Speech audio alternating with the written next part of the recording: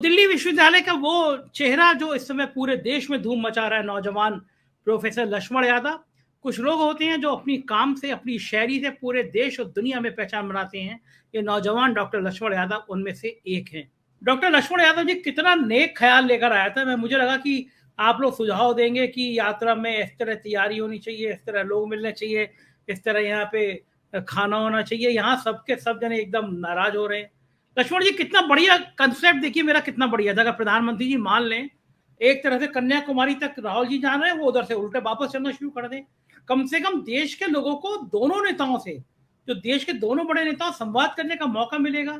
और कितना बढ़िया, मोदी जी के लिए भी कितना बढ़िया रहेगा। इसमें पता नहीं क्यों सब उल्टा उल्टा नाराज हो रहे हैं। संजय जी, अभी बात हो रही थी खुदा भगवान क्या क्या है उनके बारे में, तो मुझे अहमद फराज का एक शेर याद आ रहा था कि बंदगी हमने छोड़ दी है फराज, क्या करें लोग जब खुदा हो जाएं। क्या बात तो है, क्या बात ये है। अभी जिन पर बात हो रही है वो तो अवतार हैं, मैं बड़ा सम्मान करता हूं। बिल्कुल सुशील दुबे जी के एकदम उसी भाव में मैं बहुत सम्मान करता हूं। उनसे उनको मैं बिल्कुल नहीं चाहूंगा कि वो इतनी मेहनत करें। और आपसे शिकायत संजय जी केवल इसलिए है क्योंकि आज की बहस में देख रहा हूं बिल्कुल रविकांत जी भी उसी दिशा में ले गए और अनिल जी बैठे हुए हैं। मैं कह रहा हूं कि संजय जी, नाराज हुआ जाता है अपने लोगों से, अपने देश से, मगर इतना भी नाराज नहीं हुआ जाता कि आप ऐसी कोई ख्वाहिश पाल लें। भाई बहुत यात्रा देखी है उनकी। और मैं हम लोग तो बच्चे थे, अब बहुत सारे वरिष्ठ लोग बैठे हुए हैं। उनकी यात्राओं का जो अनुभव है, माफ करें, वो जहां है। मैं एक किस्सा सुना रहा हूं और ये किस्सा कई लोगों पर चलता है। मैं गुरु नानक के जरिए सुना हूं, उन्हीं के बहाने। तो वो दो ही चीजें हैं। गुरु नानक अपने शिष्यों के साथ गए और एक गांव में क्या हुआ कि उनका रात में रुके ठहरे, तो रात में पूरा झोला झक्कर चप्पल उप्पल सब उठा ले गए गांव वाले। उनका लोटा भी उठा ले गए, सब कुछ छीन लिया, चुरा ले गए। सुबह उठे तो जाते जाते उन्होंने, नानक जी ने ये सबको दुआ दी कि ये गांव बहुत खुशहाल रहे और सब लोग यहीं सुख पूर्वक और खुशहाली से रहें।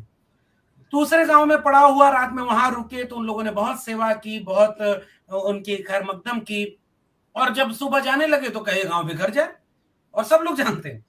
तो उनके शिष्य ने पूछा कि जनाब, ये हमें समझ में नहीं आया, जो अच्छे लोग थे उनको तो आपने कहा कि ये बिखर जाए, और ये बुरे लोग थे, इन्होंने क्या क्या नहीं, चप्पल तक चुरा ली, तो उन्होंने कहा कि तो ये खुशहाल रहे गांव। तो उन्होंने कहा पलटकर कि ये जो अच्छे लोग हैं, ये जहां जाएंगे अच्छाई लेकर जाएंगे, और ये जो बुरे अगर फैल गए तो जहां जाएंगे वहां की नैया डुबो देंगे। अब मुझे बशीर बद्र का वो वसीम बरेलवी का शेर याद आता है कि जहां भी जाएगा रोशनी लुटाएगा, किसी चिराग का अपना मकान नहीं होता।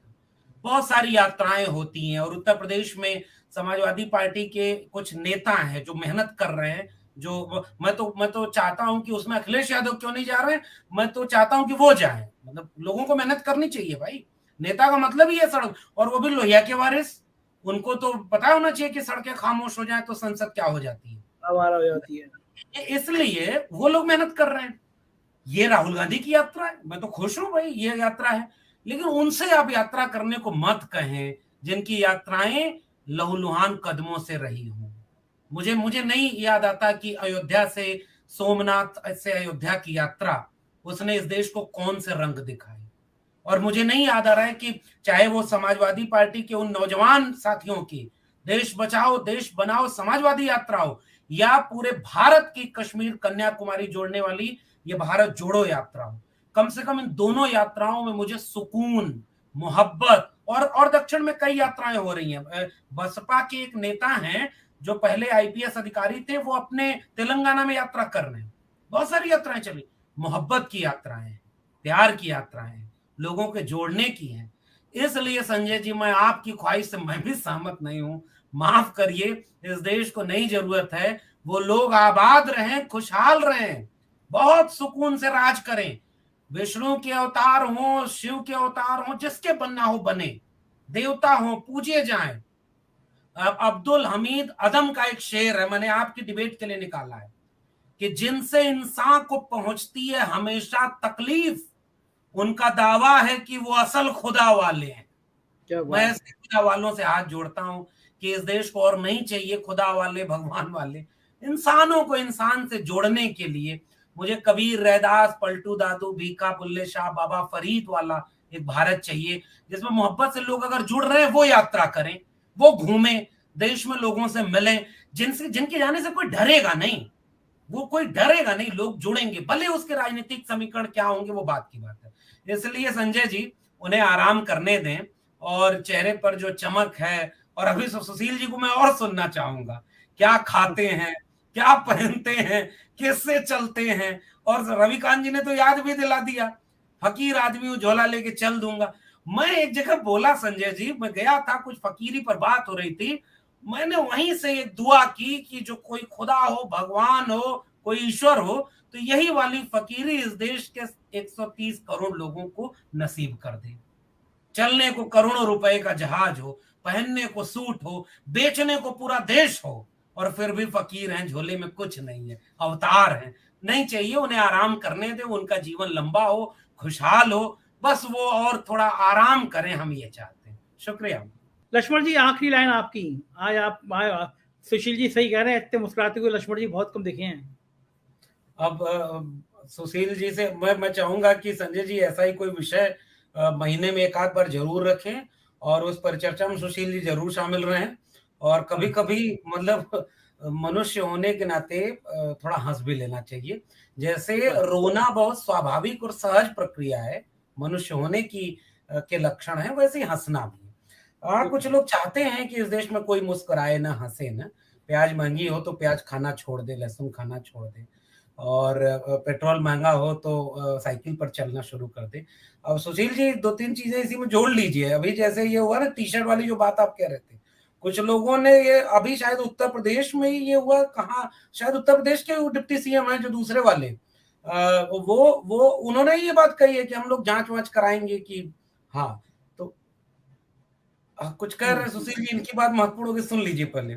मैं उन्हीं की बात कर रहा था, मैंने नाम नहीं लिया, मेरे मित्र हैं, छोटे भाई हैं, उन्हीं की बात कर रहा था मैं। ठीक बात है। अपने मित्रों का नाम नहीं लेते हैं आप, बाकी सबके नाम ले देंगे। नहीं, मैंने भी नाम नहीं लिया, मैंने तो पद नाम लिया है।